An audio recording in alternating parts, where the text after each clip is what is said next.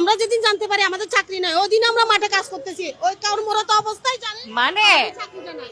দর্শক, মানে আপনি ভেবে দেখুন যে অফিসে আপনি জানেন না আপনার চাকরি চলে গেছে, আপনি ওই দিনের মতো অফিসে চলে গেছেন, ইন করেছেন, আপনি কাজ করতে শুরু করেছেন, মাঝে আপনি জানেন যে আপনার আসলে চাকরিটা আর নাই। মানে আমি জানি এটা কবে নাগাদ হয়েছে। আমরা কর্ম পরিকল্পনা 15 তারিখে, অর্থাৎ আমরা জুনের কর্ম পরিকল্পনা এপ্রিলে দিছি না মেতে আমরা কর্ম পরিকল্পনা দিছি 15 তারিখ আমরা জুনে কাজ করব। এমত অবস্থায় আমাদের 23 তারিখে আমাদেরকে বলা হয়, 23শে জুন বলা হয় আমাদের আপনারা তখন কোনো স্টেপ নেন নাই? 7টা দিন আগে আমাদের আমি যতটুকু কথা বলে জেনেছি সেটি হচ্ছে আপনারা তখনই মাঠে নামার একটা পরিকল্পনা ছিল, কিন্তু তখন আচ্ছা তখন দেশ জুড়ে কোটা সংস্কার আন্দোলন চরমে ছিল। হ্যাঁ, ওই কোটা সংস্থার কারণে আমাদের 10 জনকে আমাদেরকে ওই কোটা সংস্থার আন্দোলনকারী মনে করে আমাদেরকে 10 জনকে জেলে অ্যারেস্ট করাইছে। আমরা 2 দিন জেলে ছিলাম। আমাদেরকে সদরঘাট আদালতে নিয়ে গিয়ে কুটে নিয়ে গিয়ে ওখান থেকে মুসলাকা নিয়ে আমাদের থেকে 1000 টাকা দিয়ে তারপর আমরা আসছি। ওরা বলতেছে যে কোটা আন্দোলনের আমরা দালাল, আমরা ওদের সাথে সম্পৃক্ত আছি, এই জন্য আমাদেরকে 2টা দিন জেলে আটকে রেখে দিচ্ছে। আমরা এর আগ থেকেই আন্দোলন করতেছি, আমরা 24 তারিখ থেকে আন্দোলন করতেছি, কিন্তু ওনারা আমাদের ওখানে দালাল মনে করে যে আপনারা ওইখানের সাথে সম্পৃক্ত আছেন, এই জন্য আমাদেরকে 2টা দিন জেলে আটকে রেখে দিচ্ছে। খুব আমাদেরকে খুব কষ্ট দিচ্ছে তারা। এখন আমরা লজ্জায় আমাদের পরিবার কাছে মুখ দেখাইতে পারতেছি না, রাস্তাঘাটে কোথাও মুখ দেখাইতে পারতেছি না। যে জিনিস আমরা কখনো করি নাই, আমরা আসছি আমাদের ন্যায্য দাবি আদায়ের জন্য।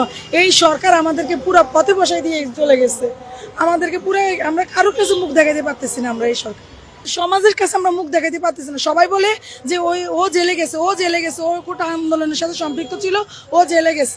সবাই আমাদেরকে কোটা আন্দোলনকারীরা তো এখন বহাল তবিয়তে ঘুরে বেড়াচ্ছে, তারা তো আরো সম্মানিত হচ্ছে। সে এখনো আপনাদের সম্মানিত না, আমাদের চাকরি নাই, আমরা 4000 মানুষ অসহায়, আমরা মানুষের দ্বারা দ্বারা ঘুরতেছি। এখন আমাদেরকে যদি সহযোগিতা না করে আমাদের প্রধান উপদেষ্টা, আমরা কোথায় যাব? আন্দোলনের কারণে তো আমাদের এই আন্দোলনটা ব্যাঘাত হয়েছে। কিভাবে আমরা তাদের সাথে তাদের আগ থেকে আমরা যে আন্দোলন করছি, এখন সারা বাংলাদেশে সবাই ভাবতেছে আমরাও আন্দোলনের সাথে যুক্ত, আমরা তাদের সাথে কাজ করতেছি, একসাথে আন্দোলনে নামছি। মানে এখন আমরা ছাত্র আন্দোলনের যে আমরা সুবিধাটা পাইছি, তখন তো সেরকম ছিল না। তখন আমাদেরকে আপনারা কি বৈষম্যবিরোধী ছাত্র আন্দোলন তাদের সাথে যোগাযোগ করেছেন? সেখানে যারা সমন্বয়ক আমি জানতে চাই সেই সমন্বয়ক ওনারা কি বলেছেন? আমরা যে ওমামা আপার সাথে যোগাযোগ করছি, বিপিনুর ভাইয়ের সাথে যোগাযোগ করছি আমরা, এবং আমাদের স্বাস্থ্য উপদেষ্টার সাথেও যোগাযোগ করে আসছি। কি বলেছেন সেখান থেকে সর্বশেষ আপডেট কি? আমাদের তবে বিপিন নূর ভাই আমাদেরকে কথা দিছে, আশ্বাস দিছে উনি আমাদের চাকরি ফিরিয়ে দিবেন, আমাদেরকে আশ্বাস দিছে। আপনারা আজকে এখানে জড়ো হয়েছেন, আমি দেখতে পাচ্ছিলাম কেউ কেউ আসলে বাচ্চা নিয়ে এখানে জড়ো হয়েছেন, এবং আজকে তো বৃষ্টি, কোন রকমের গাছের ছায়ায় গাছের পাতার নিচে কোন রকম তারা একটু আশ্রয় নিয়েছে, এবং এনারা আসলে এত কষ্ট করে বাচ্চাগুলো নিয়ে আসলেন।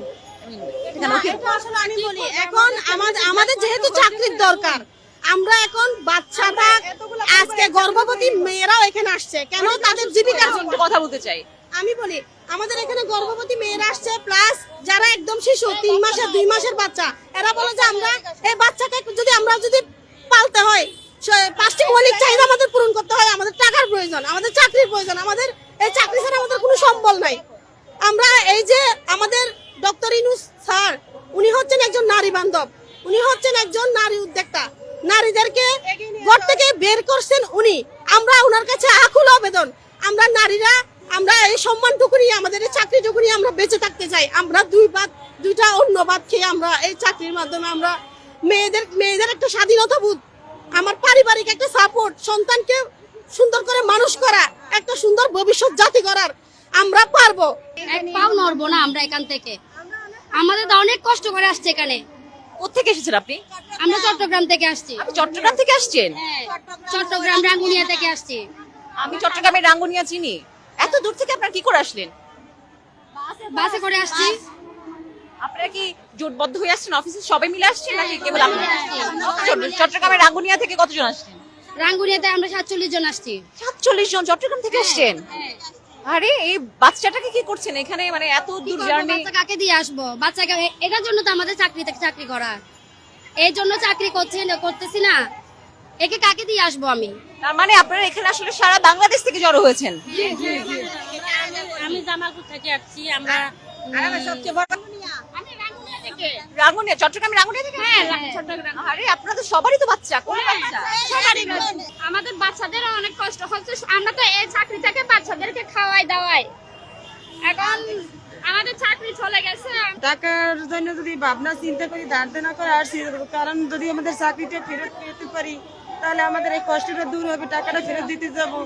আমার বাচ্চা আছে, আমার 3টে মেয়ে, মেয়েদেরকে মানুষ করার জন্য চাকরির জন্য যুদ্ধ করতে হবে, চাকরির জন্য দাবি করতে হবে। এখানে যে জড়ো হয়েছেন অসুবিধা হচ্ছে না? বা বৃষ্টির মধ্যে বাচ্চা নিয়ে? হচ্ছে তো আমরা চাই আমাদের চাকরিটা আমাদের বহাল দেও।